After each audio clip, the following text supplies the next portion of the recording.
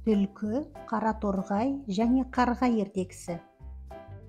Қара торғай бір кішкене қайынға ұя салып балапан шығарады.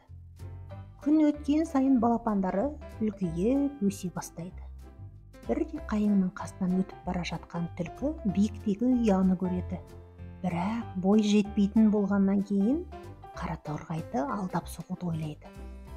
Жұрттың бәрі егінін егіп бітірді дейді түлкі. Менің соқам сынып қалып еді, соны жөндеуім керек. Мына қайыңды кесемін дейді. Кеспе деп жалбарынады қара торғай. Балапандарым әрі ұша алмайды. Оларды қайда жіберемін? Олай болса, балапандарыңның біреуін бер. Қара торғай ойға шомылып не істеу керек екенін білмейді. Балапандарының біреуін берер болса, қайсысын береді?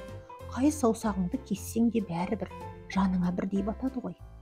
Осы кезде араға қарға келіп қалады. Екеуінің әңгімесін естіген ол: "Қорықпа, қара торғай" дейді. Түлкі қайыңды кесе алмайды. Кесетін балта шоты да жоқ. "Менің балтам мынау" деп түлкі құйрығын бұлғаңдатады. Ал қарға түлкінің құйрығымен түк те істей алмайтынын біліп: "Қане, кесе ғой ендеше" деп мазақтайды. Қулығын өткізе алмаған түлкі енді қарғаға өшігеді. Бір күні түлкі кішкене төмпешікке шығады да төрт аяғын көкке сермейтіп жата кетеді.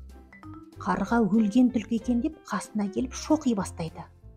"Ақыл қойым, түстің бе қолға" деп түлкі шап беріп ұстап алады. "Қазір сазайыңды татқызамын."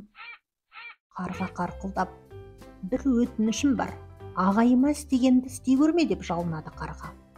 "Ағайыңа не істеді?" "Оны дөңгелектің қуысына тығып, жардан домалатып жіберген."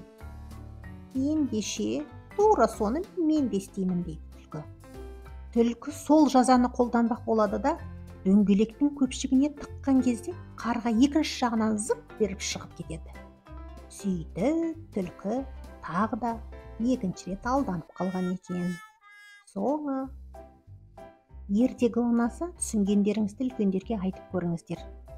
Қызықты қазақша ертегілерді тыңдағыларыңыз келсе, достарыңызбен бөлісіп, арнаға міндетті түрде тіркеліп кетіңіздер. Рахмет.